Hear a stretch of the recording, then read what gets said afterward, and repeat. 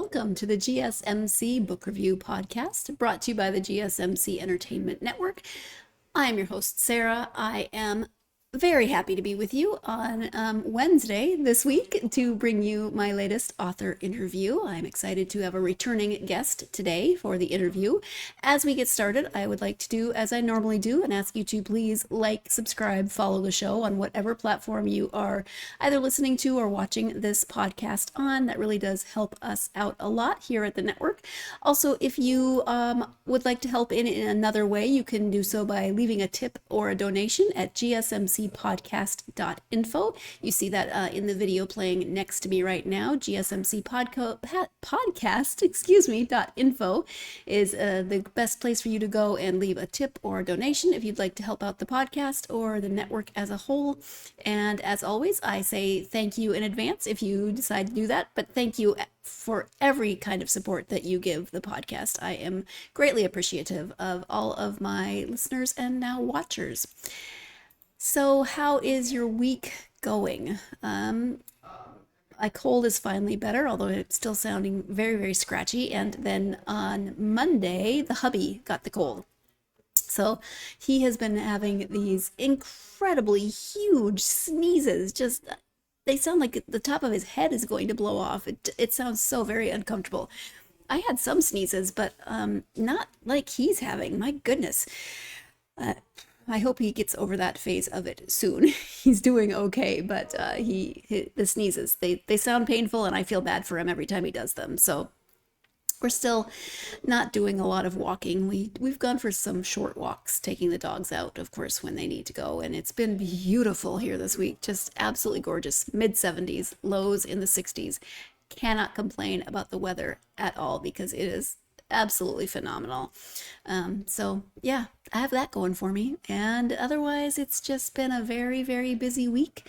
Lots of stuff going on with just life. So I've been trying to keep on top of my to-do list and kind of succeeding, but just take the one thing after another, right? Just take the next step and then the next one and the next one. And that is what I'm doing right now. So books and author interviews.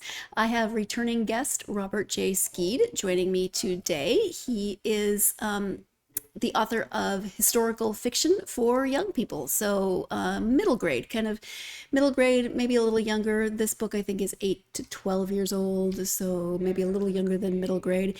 When he was on the first time, he came to talk about one of a trio of Revolutionary War historical fiction novels that he wrote. He actually co-wrote those with his father.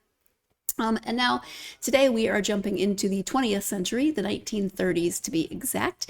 And this one is called The Batboy and the Unbreakable Record. Let me go ahead and give you the description of the book. I gotta switch to the other graphic. Give me 1 second to get that image up for you. So there's the image of Robert and the book, and the description is as follows. A young boy lands a dream job for the Cincinnati Reds, where he becomes witness to a baseball record that is unbreakable. In 1938, 12-year-old Richie Goodwin doesn't think life can get any worse. His highly competitive nature always makes it difficult for him to make friends, and now he must get a job to help his struggling family. When Richie lands a dream job as Batboy for the Cincinnati Reds, his troubles continue to brew when he must answer to a bossy senior Batboy, obey strict rules, and convince the guys at school that he really did land the job. After carelessly disobeying a clubhouse rule, Richie gets fired, and now his friends think he is a liar and phony. Given a second chance, Richie must learn to follow the rules as he gets to witness Johnny Vander Meer set a baseball record that might be unbreakable. And again, that is The Batboy and the Unbreakable Record by Robert J. Skead, as you see in the images next to me. I really enjoyed speaking to Robert about the book. I actually didn't know about this Unbreakable Record. I am not a huge baseball fan. I don't dislike it. I've just never been a big follower of baseball. My problem, I think, is attention span, because I get sidetracked. And so I've been to a few minor league baseball games and a couple of major league baseball games. I used to live in the Dallas area and I've been to a couple of games there, but my problem is I get distracted. And it's always the moments that I am distracted, maybe speaking to the person next to me, maybe looking out over here, whatever it is, that something really exciting happens. And I always miss it. So I'm a terrible baseball watcher. And yeah, so I didn't know about Johnny Vander Meer of the Cincinnati Reds, but this is his Unbreakable Record, and we're going to talk a little bit about that. There are issues of bullying in this story. There are issues of leadership in this story. Learning to, it's a bit of a coming of age story as well, as Richie figures out how to handle situations better than maybe he has been in the past. And he learns that through a series of mishaps a bit and adventures. So again, the book is called The Batboy and the Unbreakable Record. The author is Robert J. Skead. Let's go now to that interview. Hey, Robert, welcome back to the podcast. Thanks so much, Sarah. As they say, it's a pleasure to be here. Well, thank cliche, you. Right? Everyone says that for everything. But I appreciate it. It's still nice to hear. It's true. And it's wonderful to have you back. We are when you were here the first time, we still talked about historical fiction, but different century for historical fiction. We're moving into a new century for this book. But before we talk about the book, if you could do like you did last time and share just a little bit about yourself, so maybe people who need a refresher or who haven't met you yet can get to know you. Oh, sure. So my name is Robert Skead. I'm the author of several popular children's books. There's 3 American Revolutionary War adventures that deal with inspiring kids and nurturing patriotism. And they focus on the Culper Spiring, the American Turtle Submarine, which was the first submarine invented for warfare during the American Revolution. Not many people know about that. And the Great Chain at West Point, which was a giant chain the Continentals forged and draped across the Hudson River to keep the British from going up the Hudson. And essentially those stories are geared to inspire kids to do great things and teach things that they wouldn't necessarily learn in the classroom. And then I've got a series of different kinds of sports books: baseball, basketball, football, soccer. Yep, and people can see the book behind you, which is the one we're going to talk about today. It is called The Batboy and the Unbreakable Record. You are decked out appropriately with your your baseball hat. Can you give an overview of this story? Sure. So as you mentioned, it's called The Batboy and the Unbreakable Record, and it features the tale of Johnny Vander Meer's back-to-back no-hitters, which happened in 1938. He was a rookie 23-year-old pitcher for the Cincinnati Reds. And the Cincinnati Post, after the second no-hitter, deemed it the greatest feat in the game's history. It's certainly listed in the top 10 records in baseball that will most likely never be broken, hence the title, The Batboy and the Unbreakable Record. So that's kind of the climax of the story. But really, it's a story of Richie Goodwin, who's a 12-year-old boy living in Cincinnati, obviously. His family comes on hardship when his dad breaks his leg and can't go to work. As a 12-year-old, right before the summer, Richie finds out that he's going to have to get a job. So his summer is ruined. He can't hang out with his friends. He's upset. He thinks he's applying for a job in a woodworking shop, but really he's applying for a job as the bat boy for the Cincinnati Reds, where he will be working with a different kind of wood, right? Wooden bats. So he's elated. And it's kind of at the bad things that happen to him as the bat boy with his friends, having a rough time on the team. And ultimately he befriends Johnny Vander Meer, and through Richie learning the gift of encouragement, he helps Vandy, achieve the greatest feat in game's history, which is pitching the back-to-back no-hitters. Yeah. And so this is 1938, correct? Correct, okay. 1938. And the record still hasn't been broken? Record still hasn't been broken. That's amazing. So even Vandy said somebody may tie it, but I don't think anybody will ever break it. Coming up on 100 years, that's amazing. Yeah. So you talk a little bit about this at the end of the book, but talk about the inspiration for why you wrote the story. Yeah, that the story behind the story is as good, I think, as the story itself. I lived in Midland Park, New Jersey, which is where Johnny Vander Meer grew up, and he still is the hometown hero. And I lived there for 9 years and grew to love the town and the people in the town who still celebrate Johnny Vander Meer. And the town, right after I moved in, had a special Johnny Vander Meer Day where they were dedicating a memorabilia display of his artifacts from his career and playing in the town. And they dedicated it to him at the library. He was there in person, so I got to meet him. I got a ball signed for my father-in-law. Found out that my father-in-law, who grew up in Cincinnati, Johnny Vander Meer, was one of his favorite players. He listened to both no-hitters on the radio. Found out that my dad, who grew up in Brooklyn, was a Dodgers fan. That's who the Reds were playing, was actually at the second no-hitter. So it's kind of, inspirational that I go to this event and hear more about him. And then there in the display case, I noticed they didn't have any baseball cards of Johnny Vander Meer. I felt like, wow, kids are looking at this display, dreaming about also becoming a Major League Baseball player someday. You always dream about having your card on a bubblegum card, right? So found a couple of cards of Johnny Vander Meer on eBay, put him in the display. And then soon thereafter, Johnny Vander Meer passed away. And the New York Times ran a really nice obituary on him, but they featured in the obituary a picture of him with Babe Ruth that was taken at Ebbets Field right before the second no-hitter. And so I bought that picture to put in the display case as well. And then his boyhood best friend, a man named Richard Jeffer, saw the picture and said, hey, how did that get in there? So the library told him about me and that I put it in. He called me and he said, hey, can you get me a copy of that photo? So I did. I bought one from the Times for him. And then he says, when you get it, you can come to my house and I'll show you some of my personal memorabilia. And so that's what happened. And then just through that relationship, he kind of became like my surrogate grandfather. And I'd go to his house, we'd talk about baseball, we'd talk about life. And then before he died at the age of 96, he said, Bobby, can you do everything you can in your power to keep the memory of my friend and the record alive? And so I said, sure, because that was kind of his charge in life, was to do that. And we had done some things together in that vein before he died as well. So as time went on, I figured that one of the best ways I could do that would be to write a book that featured Johnny Vander Meer in it. So that's kind of how the story behind the story came to be. That's amazing. Just who would have thought when you just went, you move to a new town, you go to an event that seems interesting, then you start finding out your own family history with connection to, I mean, that's amazing. So yeah, it was fun. It kind of seems like just steps leading you to the writing of this book all along the way. Definitely felt like that. Yeah. I really do love how all the elements of that, the details of that story just came together and seemed to inspire the writing of this story so that Johnny Vander Meer's Unbreakable Record can be remembered because his childhood best friend wanted him to be remembered, and it's an impressive record, right? So I don't know. I was thinking things like this never really happened to me. I never have this fortuitous occurrence of events.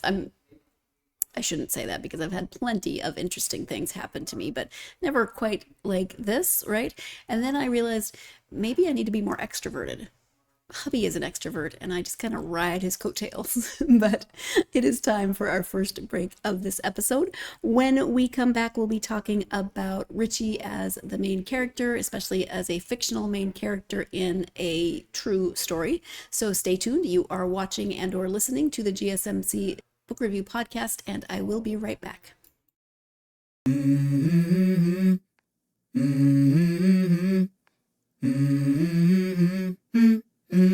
Let's go. I wake up to a little bit of drool on my pillow, feel like it's gonna be a bad day. Yeah, I'm tired of shit, and the coffee ain't hit yet, damn, ain't that great. I don't wanna go to work, cause my boss is a jerk, and I'm not even that paid. I need a change in my life, cause I don't feel alive, and there's nothing that makes me happy. Hold my beer for a minute, I'm about to quit my job, cash in for a ticket. I'm going on a trip and I don't plan to visit. I'm gonna stay there till I feel like I'm winning, and this is just the beginning. I need a big change, help me feel like living. I need a big swing, home runs I'm hitting, and I'll never look back, moving on till I get it all. And we all got dreams, we all want things, but what you gonna do for it? How you gonna move for it? What you gonna be? And do you believe you can do anything? Welcome back to the GSMC Book Review Podcast and my interview with author Robert J. Skead about his historical fiction novel, The Batboy and the Unbreakable Record.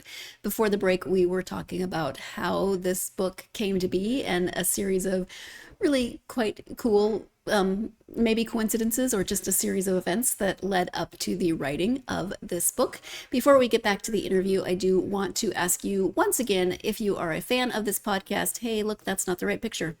You foreshadowing. Now you know what's coming at the end in my next interview. Give me a second. There we go. There we go. If you would like to leave a tip and or a donation for the book review podcast or the network as a whole, you can do so by going to gsmcpodcast.info. Again, that is gsmcpodcast.info. Thank you in advance. And maybe you want to tip and donate to get me lessons on how to actually click on the right buttons, because I am continually still not doing it perfect every time. I know. Perfection is not really attainable on most things, but I'm trying. And you're hanging in there with me, and I appreciate all of you. So let's go back to the interview. Again, it is The Batboy and the Unbreakable Record. The author is Robert J. Skead. So Richie himself is fictional. It's a historical fiction, but Richie is fictional. So talk a little bit about Richie first as that main character. What's going to resonate with readers? Yeah, I think boys and girls who read the story, and even grown-ups, because grown-ups have told me that they enjoy the read as well, especially if they're baseball fans, will identify with Richie because he's a young boy who has trouble making friends. And at that age, that's, friendships are always key and something that's always wanted, more friends, more close friends. And so he has trouble making friends. He's very competitive. And through the interactions with his school principal, who gives him some advice, he takes that advice and applies it to his life on the playground with the Reds. And then even though things are going bad, when he applies that advice, things start going better.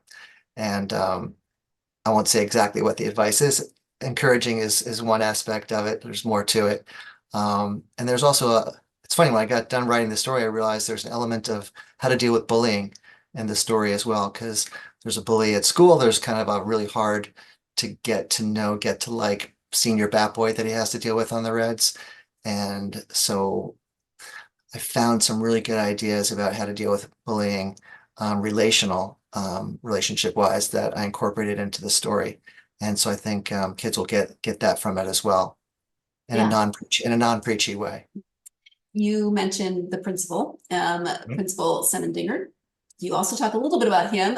If you could talk a little bit about that story, because Paul has also been on the podcast. So Yeah. I love that was a connection.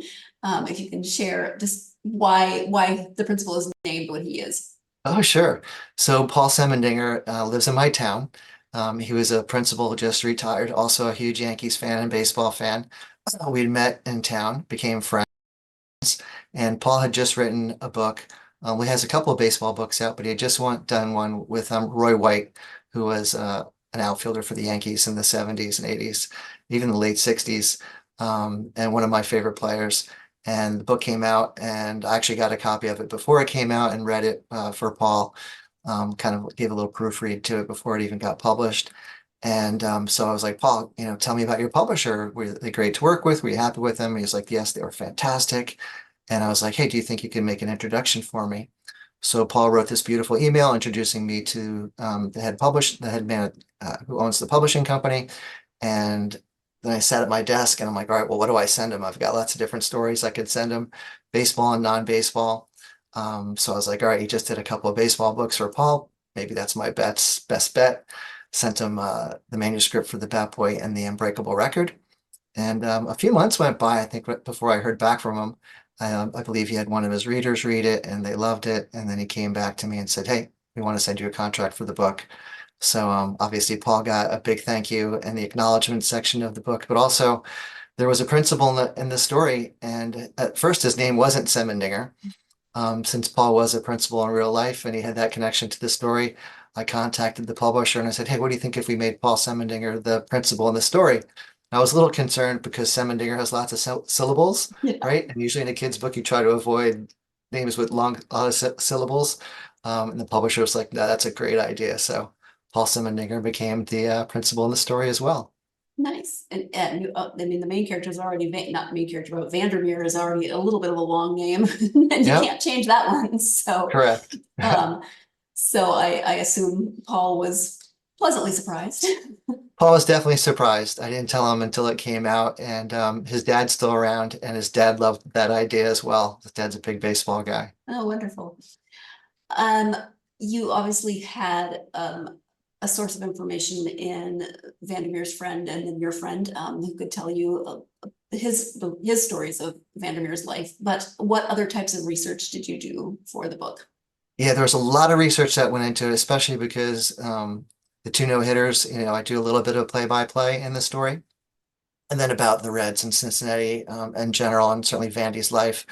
Before Mr. Jeffer had passed away, he had these 5 scrapbooks. If you ever watch Pride of the Yankees, there are these giant scrapbooks you see in the movie.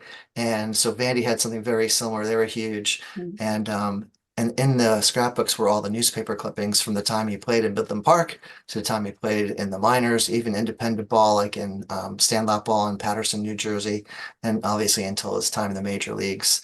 And so all the articles that came out after the no-hitters, and there were a ton of them, were, pasted into this scrapbook. So before Mr. Vander Meer had passed away, he let me borrow them. I took him to a local copy place, and my dad and I photocopied all the articles. So I had all the articles that were happening after the first no-hitter and second no-hitter. And then certainly, you have your Google searches as well and other books that were written about Vander Meer that I tapped into. And through all that research, got everything right. Because it is, you have non-fictional characters and fictional characters. Were there any challenges to creating fictional characters to put into this story? Were there any challenges to that? Yeah, first of all, I had to put myself back in 1938, right? So I had to research a little bit what life was like then. Also I grew up watching The Little Rascals and all the movies from the 30s and 40s. So I kind of had a picture in my head of what things were like too. And yeah, through all that, was able to come up with what the characters might be thinking, experiencing, and kind of even talking like. I used some of the slang that was used back then in a couple of dialogue points, but try to keep the dialogue to the way people talk today as well, so kids would not be struggling to follow along. Is it a bit daunting ever to write someone like Babe Ruth? He's just a little bit. He makes a cameo in the book, but was that ever like, oof, I don't know if I want to try to take this Yeah. on? No, Babe Ruth wasn't quite as daunting as, say, doing George Washington in the other series, right? Sure. But Babe Ruth does have a couple of cameos. He was there for the second no-hitter before the game. And then after the game, he even stuck his head in the locker room and said, "Nice going, kid." Apparently called everybody kid. And because he couldn't remember anybody's names or didn't Sure. choose to remember anybody's names. So, those kind of points I got from the newspaper articles as well. So some of that is even factual. Yeah. This is almost 100 years old. So when kids read it, do they ever have questions? I mean, sometimes I talk to people and they think anything that's pre-2000 is just ancient history. So does that ever come up with, this is really old, or they're not sure why you would write about this time period, or questions like that? Yeah, no, I didn't have any questions like that, but I got an email from a parent a couple weeks ago, and they said that their son couldn't put it down. And when he found out at the end that the characters like Johnny Vander Meer and some of the other Reds players, right, that are mentioned in the story were real, at the beginning when he read the book, apparently he didn't know that. He loved it even more. And there is also a fact versus fiction part of the story in the back, which kind of tells readers, okay, this was real, this was made up. And there's discussion guide questions as well for educators or homeschoolers to use it. So we try to, make it a complete package for everybody.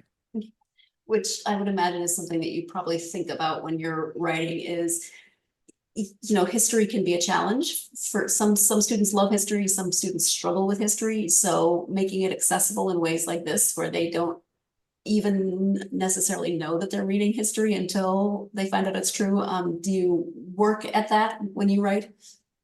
I don't think about it when I write. I just, try to tell a really good educational and engaging and entertaining story. And just I think the way my mind works, I always try to have a character, not just, obviously have conflict and grow from the conflict, but kind of learn something from the experience as well.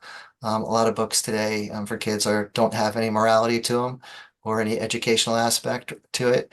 But I always try to make sure that, there's a theme to it, and a boy or girl will come away with learning something about friendship or forgiveness, or even both. Mhm. And you mentioned the bully, and that you kind of realized as you were writing, or that there was that aspect.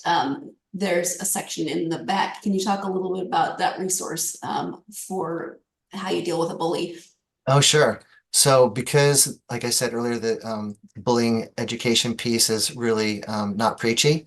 It's really just told through the story and what happens to Richie, and even his dad dealt with the bully when his dad had one growing up. I just wanted to make sure that we had some kind of real points as well for boys and girls to take away with. So, we found something online that the government provided about, what to do if you're being bullied, and if you see somebody else being bullied, how to handle that too. Certainly you always want to tell growing up, but there's some other tips in there as well that we found from the government educational services. So, Yeah. yeah. You've touched on this, but I'll just ask it directly. What do you hope that readers will take away from the book? Yeah, well, first, to be entertained, right? That's every writer's goal. You want to tell a good story that's engaging, that, a boy or girl or even a grown up picks it up and finishes it, right? You don't want anyone to get to page 1 or 10 and stop. So you always want to have that read that's going to be captivating and entertaining. So I believe I've done that. People have told me that I nailed it. So that's always a great thing to hear.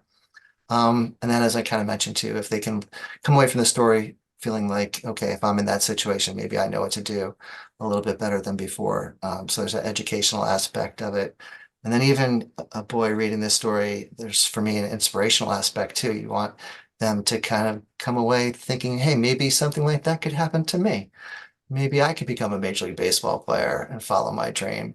Maybe something great, even in the game, I can do, right? Achieve something fabulous, like Vandy did. There's a quote that Vandy said that was, kids are always chasing rainbows, and baseball is a world where you can catch them. And so we have that quote at the beginning of the book, and I incorporate it into the story as well. And I want boys and girls and grown-ups to feel like dreams are possible. We didn't talk about when you talk about research, what was it like to be a bat boy in the 1930s? Did you have any preconceived notions that you learned something new about, or anything like that? Yeah, I couldn't find a whole lot about that. There's pictures of bat boys for the Cincinnati Reds that were taken during that time. There's some articles from bat boys, in modern day times that I found online, but nothing back from that era. So that was all from my imagination. Okay, interesting. Yeah, Yeah. You wonder if anybody wrote anything down somewhere, like Yeah, those things I are. could I couldn't find anything, but if as a baseball fan, if you imagine yourself walking to a major league, what that might look like, feel like, how daunting it might be to meet these players you idolize. And then all of a sudden, you're in a position where, hey, you can ask them for an autograph, maybe you become friends with them. That was kind of fun to do in your imagination. Absolutely. As Robert was talking about not being able to find a lot of records on what it was like to be a bat boy in 1938, or, around that time, my little historian's brain was like, oh, somebody, was a bat boy around that time and wrote a journal, and it's in someone's family, it's got to exist. I mean, I guess it doesn't have to exist, but I feel like it's out there somewhere. It exists, but or maybe a little later. I don't know. I just find these things fascinating. I have always been a social history person. I love, more than dates and timelines and those sorts of things, I love the journals that people kept and the examples of day-to-day life that they wrote down. Why did they choose to write things down? I could go on that for a long time. And actually, I could go and tell you a story about how when I was younger, I used to stress out about writing in my journal because I was afraid somebody would study it someday in some history class, which I don't even know. That's kind of narcissistic and also not very likely, but also who cares? I'd be dead, right? Anyway, That's neither here nor there.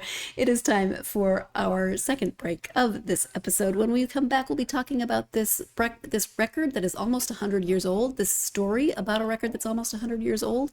Does it still resonate, and how? So stay tuned. You are listening to and or watching the GSMC Book Review Podcast, and I will be right back.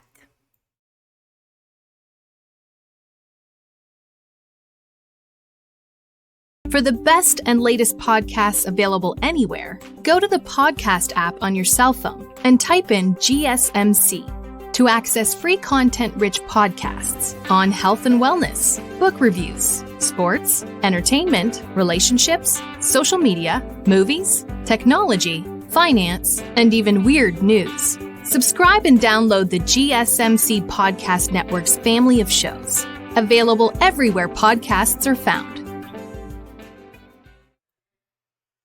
Welcome back to the GSMC Book Review Podcast and the conclusion of my interview with author Robert J. Skead. Again, we're talking about his historical fiction novel for young readers called The Batboy and the Unbreakable Record. Let's go ahead and go to that next segment.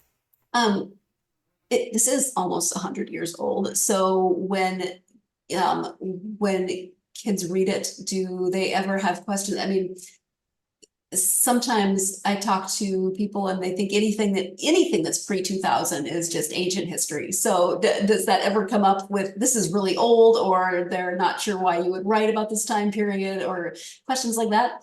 Yeah, no, I didn't have any questions like that, but I got an email from a parent a couple weeks ago, and they said that their son couldn't put it down. And when he found out at the end that the characters like Johnny Vander Meer and some of the other Reds players, right, that are mentioned in the story were real. At the beginning, when he read the book, apparently he didn't know that. He loved it even more. And there is also a fact versus fiction part of the story in the back, which kind of tells readers, okay, this was real, this was made up. And there's discussion guide questions as well for educators or homeschoolers to use it. So we try to, make it a complete package for everybody. Which I would imagine is something that you probably think about when you're writing is, history can be a challenge for some students love history, some students struggle with history. So making it accessible in ways like this, where they don't even necessarily know that they're reading history until they find out it's true. Do you work at that when you write?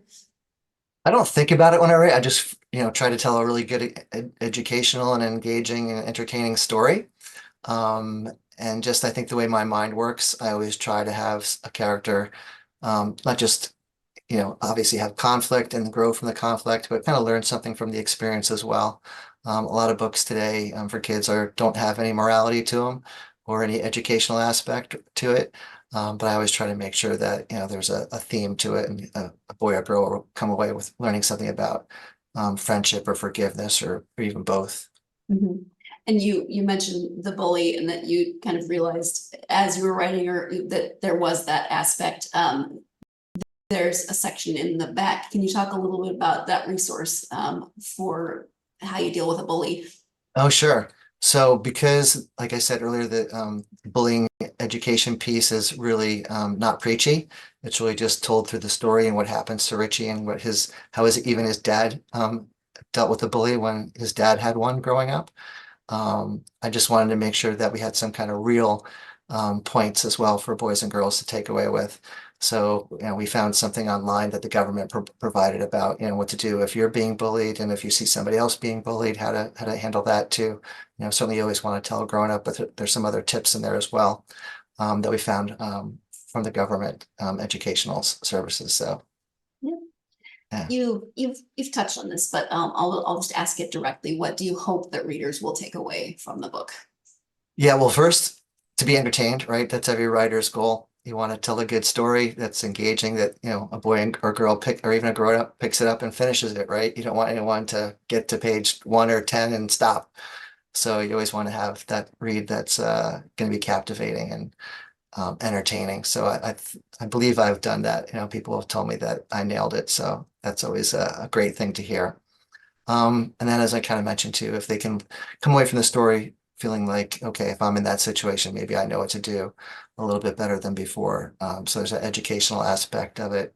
And then even a boy reading this story, there's, for me, an inspirational aspect too. You want them to kind of come away thinking, hey, maybe something like that could happen to me. Maybe I could become a Major League Baseball player and follow my dream.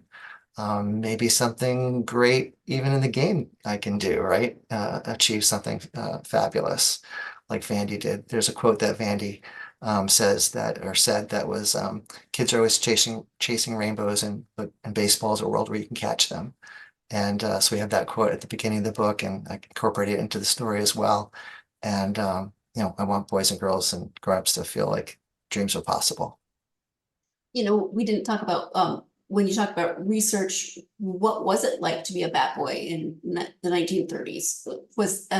Did you have any preconceived notions that you learned something new about or anything like that? Yeah, I couldn't find a whole lot about that. Certainly there's pictures of bat boys for the Cincinnati Reds that were taken during that time. There's some articles from bat boys, in modern day times that I found online, but nothing back from that era. So that was all from my imagination. Okay, interesting. Yeah, Yeah. You wonder if anybody wrote anything down somewhere, like Yeah, those things I are. couldn't find anything, but if as a baseball fan, if you imagine yourself walking to a major league locker room as a kid, what that might look like, feel like, how daunting it might be to meet these players you idolize. And then all of a sudden, you're in a position where, hey, you can ask them for an autograph, maybe you become friends with them. That was kind of fun to do in your imagination. Absolutely. Obviously all readers are different, and grown-ups are going to know their readers, but what age group roughly would you recommend the book for? Sure. Yeah. The publisher says 8 to 12. I always say 8 and up because it's, entertaining for somebody who's a guy my age who's a baseball fan, right? I still read kids' books even as a grown-up. So, that's the goal, I think, for me is 8 and up rather than just 8 to 12. But if you're looking for a specific group, it's, 8 to 12. Right, sure. That's what the publishers always say. Oh, and it's fun. I mean, if you're a grown-up reading with a kid too, then the grown-up is, especially if they're a baseball fan, is probably going to enjoy it as well, right? Yeah. Yeah. So what are you working on currently? Yeah, so I do have a new book coming out by the same publisher, Artemisia, February 2025. It's called Legend of the Narwhals. It's something like I've never done before. It's a fantasy. I always try to challenge myself a little bit and do something a little bit differently. So I never wrote a book in the first person before. It's always been in the third person. So in this story, I took the challenge on to try to write a story from the first person point of view. And it's about a Viking prince, I guess you could say. And there's snow monsters and narwhals, and all kinds of like fantasy adventure in it. So that's February 2025. So I'm excited about that. And publisher hired an amazing illustrator who does a lot of comic book art, Eduardo Garcia, who's doing the art. And I believe he's working on it now. So someday, I guess the publisher will see it and send it to me. So I'm excited to get a peek at that. Wonderful. What had you written fantasy before? Never. Yeah, it's always been, sports stories. Well, I guess you could say, my Elves Can't Dunk book takes place at the North Pole. It's got elves and Santa and basketball. So, it's a little bit of a fantasy, but nothing like Legend of the Narwhals is. Fun. And actually you mentioned the illustrator. So can you talk a little bit about the illustrator for the Batboy book as well? Oh yeah, and it's a great question because when the publisher was considering illustrators, I made just a kind of a casual suggestion that said, what if we use somebody in Cincinnati? And I kind of did that selfishly because when you're the author, other than the publisher, you're the one that's out there promoting the book the most, right? There's no one else doing it with you. And so I figured, wow, if we had an illustrator from Cincinnati, maybe he or she might be out there promoting the story as well. And so the publisher liked that idea. He actually asked me then to do some research and find somebody. So I did some networking, and a gentleman by the name of Dirk Rosich did the cover art, and he did a beautiful job. And then unfortunately his schedule was too busy to do the interior illustrations. And there's 14 of them, one for every chapter, which is a lot. And we found another gentleman, Stephen Collier, also in Cincinnati, who did the art for the interior illustrations. So we have two Cincinnati artists, both are Cincinnati Reds fans as well. So it's a win-win for all of us, I believe. Yeah, that's wonderful. You found two in Cincinnati. That's great. Yeah. You worked with your dad on some of your historical books. Do you want to talk at all about that, or Sure. Yeah, the American Revolutionary War series I co-wrote with my dad. My dad is was a son of the American Revolution and also U.S. Navy World War II veteran. And they talk about writing or a fishing trip, right, with your dad being a bonding experience.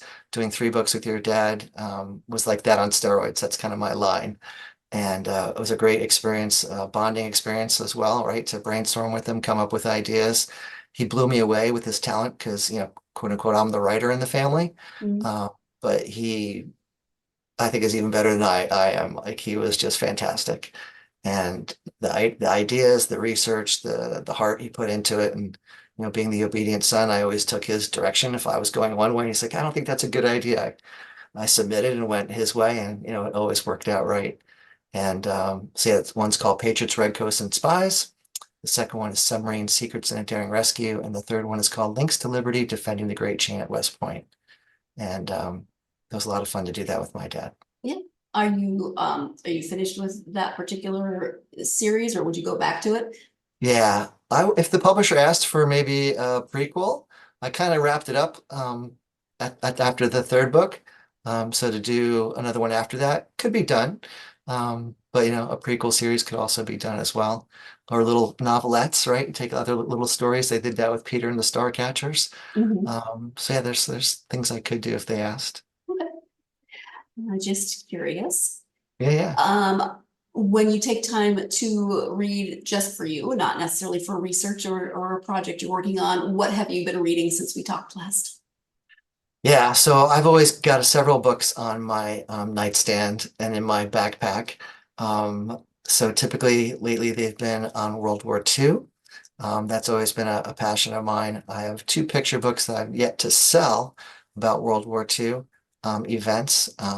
Well, one is actually even a prequel to World War II, but it's about how George Washington started the Purple Heart. It's called the Medal of Honor. Haven't been able to sell that one yet, but a lot of research went into that on the Purple Heart. And then I also read kids' books. Like I just mentioned, Peter and the Starcatchers. That's an older series, but certainly one of my favorites. I've just now writing a story with my wife, who's a teacher. And it's I think as mentioned earlier, I try to challenge myself. I've never done an early reader chapter book.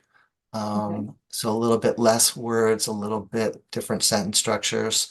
So it's about a little girl who wants to be principal for the day because she doesn't like the atmosphere in her school and she wants to try to change things for the better. So I've had to read a lot of early reader chapter books to get that kind of voice and that style down. Fun though. Yeah. A little more lighthearted, Oh, for lighter sure. reading. Yeah. You have a website, so if you can share the website and then any social media that you're active on in case people would like to learn more about you or the books. Oh, sure. So my website is robertskead.com and my last name is spelled Skead. And I'm pretty active on Instagram, and it's at Robert J. Skead. And on Facebook, there's Robert J. Skead Author or Robert Skead Author that you can follow.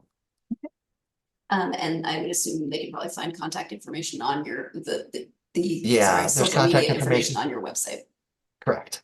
Okay. Well, Robert, is there anything that we haven't covered that you want to make sure that you brought up about the book or writing or anything else? Yeah, well, I guess as they say, it's available wherever books are sold. And if it's not in your local bookstore, people can order it for you. But it's on Amazon.com and BarnesandNoble.com. And, appreciate everyone's support. Audiobook versions, or are there any? Not that I know of. Okay. Not that I know of yet. For the American Revolution stories, they're not available yet, but I'm told they might be. Okay. America 250 is coming up, right? So Yeah. in 1976 was our bicentennial, and 2026 is our 250th birthday. So I believe there's some big plans for my American Revolution series with that coming. And hopefully around the nation, a lot of patriotic books will start getting some attention. Wow, that's crazy to think about because, I mean, that was kind of the beginning of my life, and Yeah, so right. it's been. Here we are. No, it can't possibly have been 50 years. Sorry, your math must be wrong. I know, right? Yeah, wow, that's coming right up. So, well, I want to say thank you for taking the time to talk to me again, especially about the Batboy and the Unbreakable Record. Thank you so much. Yeah, my pleasure. Thanks again for having me. It's always great to talk to you. Thanks. Thank you again to Robert for joining me and for reminding me just how old I am in thinking about the 250th coming up in 2 years. That is crazy. I knew it was coming. These obviously it's coming in 2 years, but sometimes your brain just doesn't quite do the math, right? Anyway, thank you to Robert for joining me and talking about the Batboy and the Unbreakable Record. Of course, if you're a baseball fan, this might be something you want to check out, especially if you are a fan of the Cincinnati Reds, or maybe you live in Ohio, or you have family in Ohio, or you just like a good story. And it's fun how we get a fictional character, but in this situation, showing us this unbreakable record and how very cool it was that it still hasn't been broken, and it's been almost 100 years, 86 years, I guess it must be about. And of course, now that baseball season is in full swing, I didn't do that on purpose, but it is underway now. This might be a good book for a young reader in your life, or just if you like a good story, or if they like historical fiction, or they like baseball. All kinds of entry points in here. And then of course you've got the anti-bullying message there.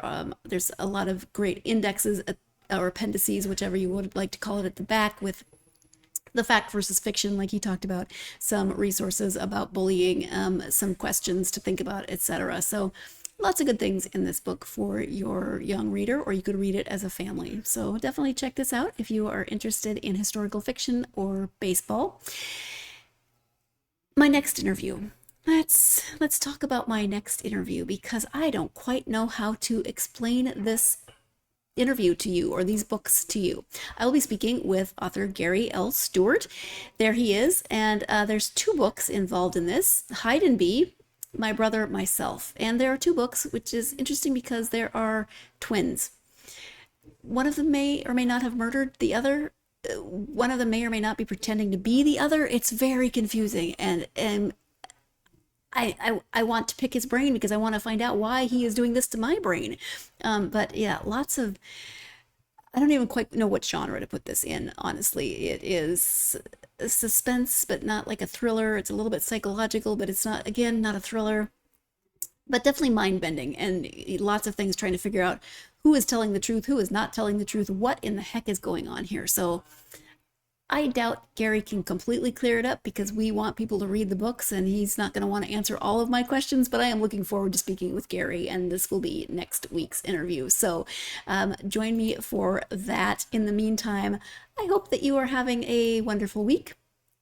I hope that you did something great over the weekend. You have something great planned for this upcoming weekend. We're smack in the middle. It's happy hump day. It's hump day, right?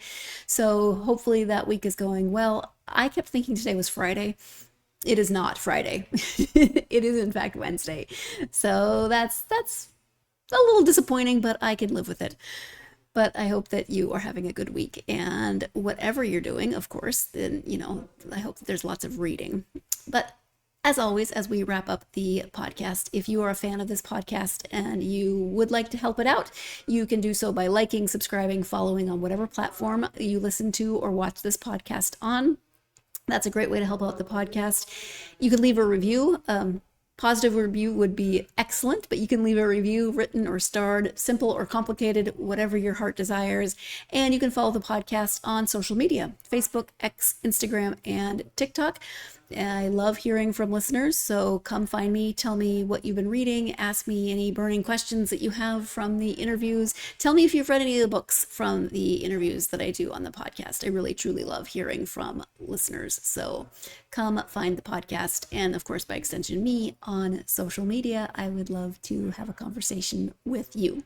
You can also leave comments on the YouTube videos, and I will see those and try to answer them in the next episode. So that's a great way to interact with the podcast as well.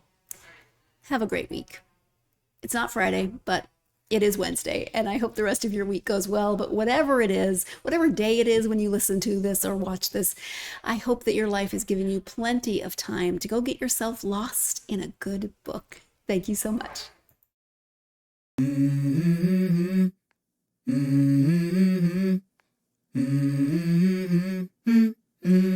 go. I wake up to a little bit of drool on my pillow, feel like it's gonna be a bad day. Yeah, I'm tired of shit, and the coffee ain't hit yet, damn, ain't that great. I don't wanna go to